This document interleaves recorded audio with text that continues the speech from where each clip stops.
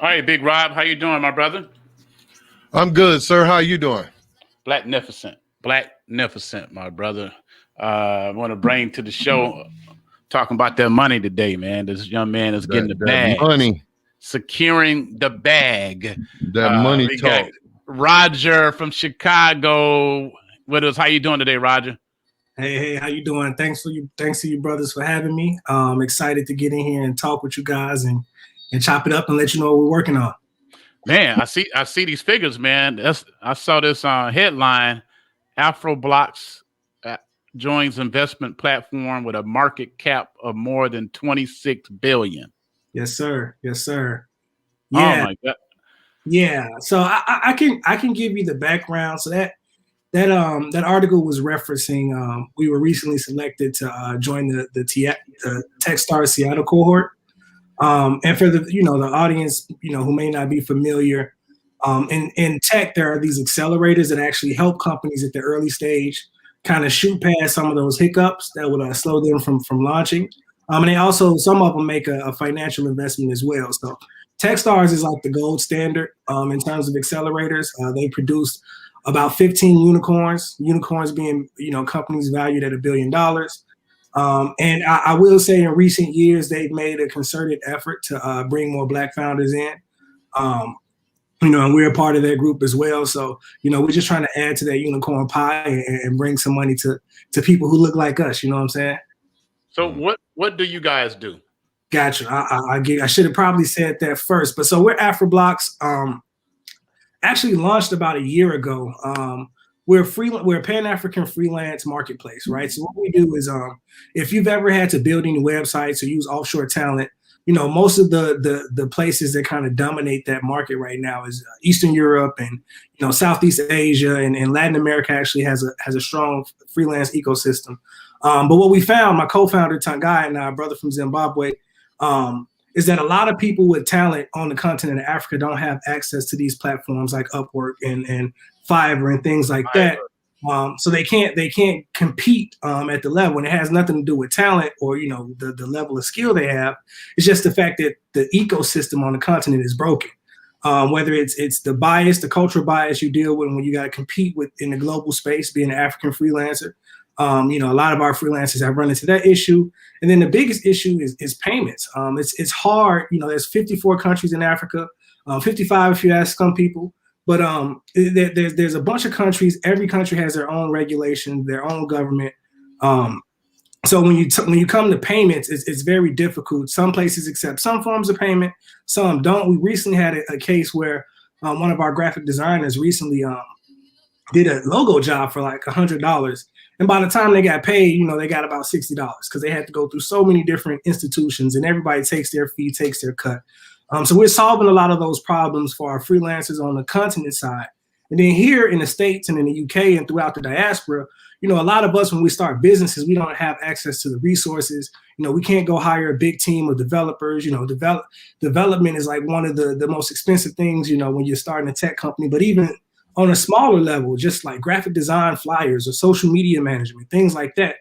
A lot of times, Black entrepreneurs in particular, we don't have the access to the team for that. And that's a reason that a lot of us don't make it past that first level of launching our business. And, a couple of years later, we're out of business and got to go get another job. So what we do is we give you a place where you can have a cultural connection with the people you're working with. You can hire somebody to get your stuff done fast and affordably, right? Like we're not charging you an arm and a leg. And it's done up to the highest quality standards by all of the freelancers that we vet on the platform. That's good. So I'm familiar with Fiverr, and Gotcha. I agree. I try to use talent from the continent. I only been fortunate to connect with some Nigerian brothers and sisters. Mm-hmm. And you're right. The India market, the Asian market dominate Fiverr. So you're going to start a hub where we can tap into that talent from Africa? Yes, sir. Well, it's already up. Like we're already up and running.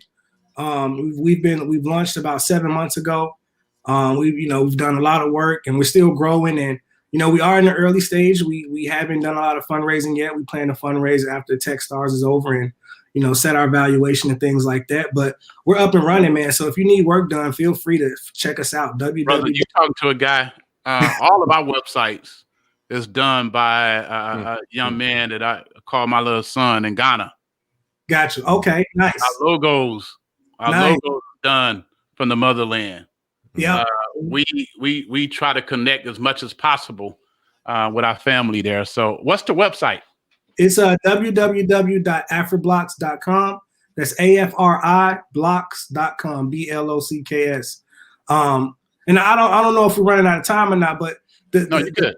Go ahead. The way that the company even started was like super organic and super genuine. My co-founder Tangai Chodo, super brilliant brother, man, from Zimbabwe. We actually worked together at another startup a few years back. He was building a remittance platform that allowed people to send money to, cross border to Africa using Bitcoin, right? And one of the first people in the world to get a license from a Federal Reserve bank to do that. Actually broke some records and made some history. So like super talented brother. But he hit me up about a year ago, towards the beginning of COVID, and he's like, man, I've been working on this thing on the side. I'm still working full time, but I started this WhatsApp group because he was traveling back and forth from Zim to the States, whether it was DC or San Francisco. And he said, I started this WhatsApp group for some of my boys back home because they was looking for, they were looking for jobs. I would run into people in the States all the time that needed help. So I would just plug them and they started giving me money. They started giving me a referral fee, from the money they made.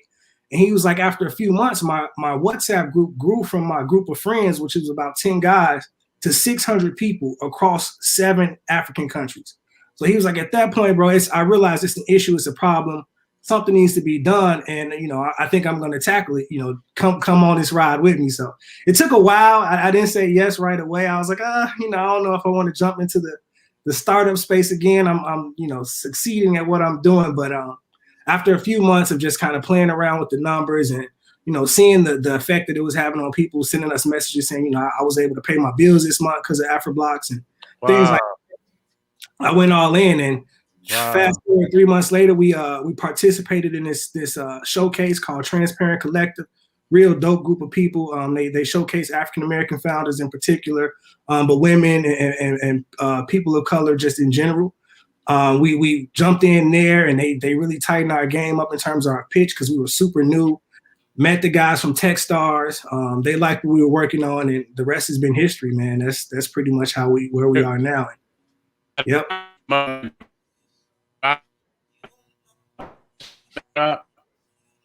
I lost you for a second.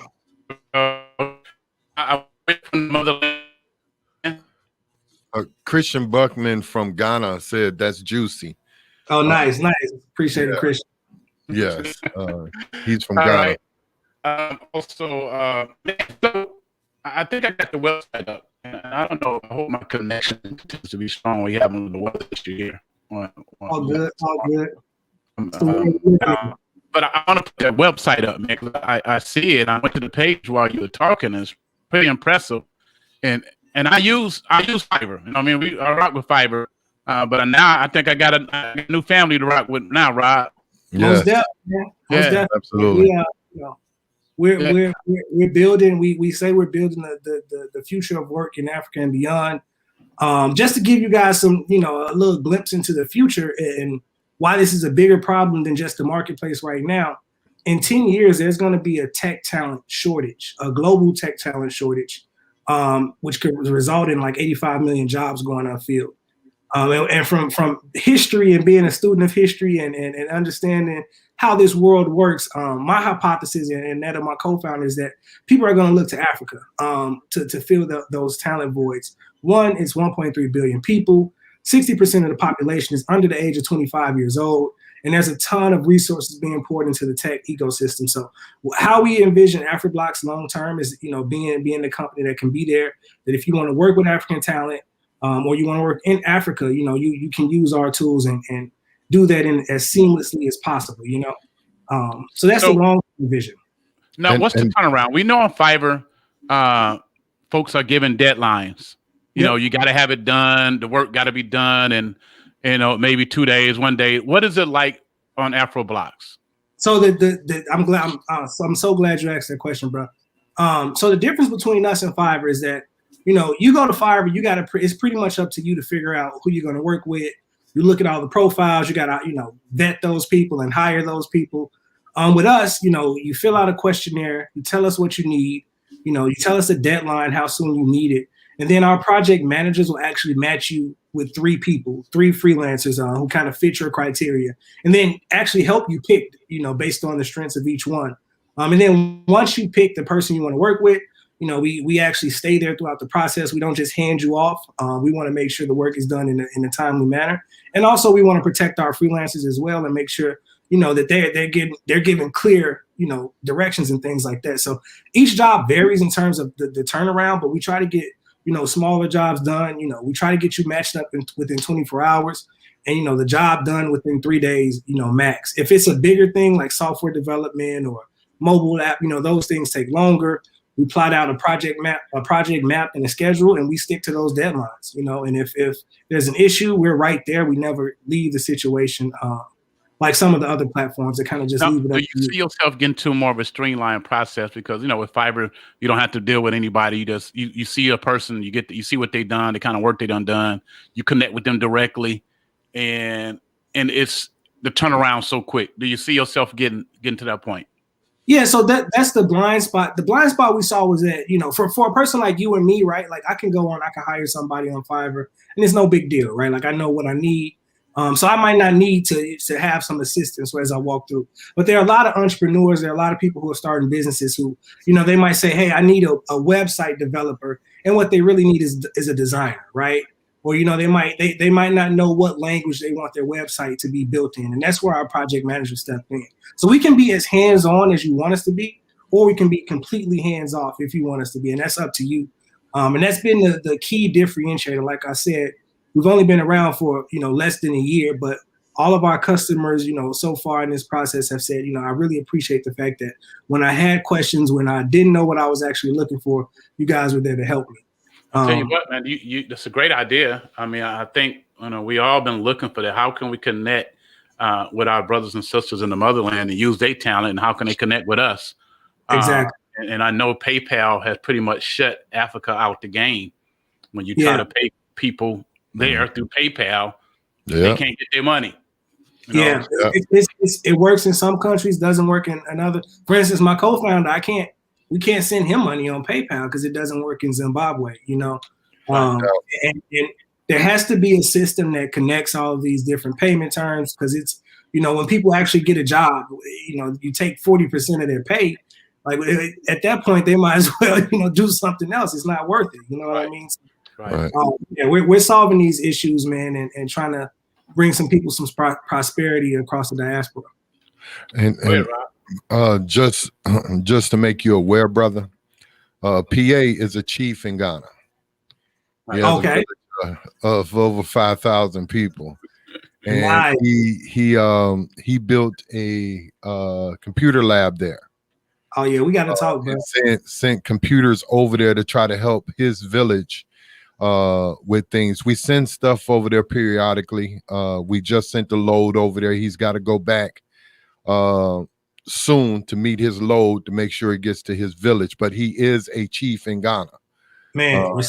And he's working on trying to build a hospital there in his village and other things. So, you know, awesome brother you speaking to, and maybe that you and that brother need to talk, because he's got plenty of talent in that village that those kids are sitting around and they have the computers, but they don't have the, you know, the up-to-date software and things of that nature, internet, all that. Paul can, you know, basically explain more to you off air, but he is a chief in Ghana. So everything you're doing, brother, you know, salute to you. He takes kids to Africa for free too every year. We do. Man, we do as a family. He takes them to Africa, to Ghana every year for free. We do as a family. We do as a family, Roger. It just ain't me. You know, it's a family teamwork. I am taking over 26 kids to Africa for free. Bought their passports, got their yellow fever shots, got their round trip ticket, got their room and board, got their food, got their tourism done. And he also takes his kids from his village to the city, because they never seen the city of Accra. So he does that too, brother. So you talking to a brother who wants to see Africa move forward. No, not that he's the only one. I do too. Right. but Everyone. he's the shining light, that star that you see in the All right, heavens. Rod. Hey, Rod, that pay raise is coming next week. That pay raise coming next week, Rod.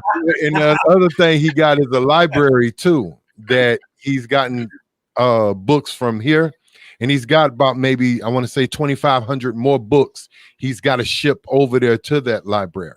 Nice. So, That's beautiful, man. Much respect for that. Definitely need to talk. Ghana is we have a few freelancers from Ghana that are on the platform, and it's happened organically. But Ghana is definitely on our roadmap in terms of launching pretty soon, like in the next couple of months. So definitely want to talk to you, brother. The guy on the screen right now, Kristen Buckman, he's in Ghana. And Kristen know a lot of folks. He can connect you with a lot of people.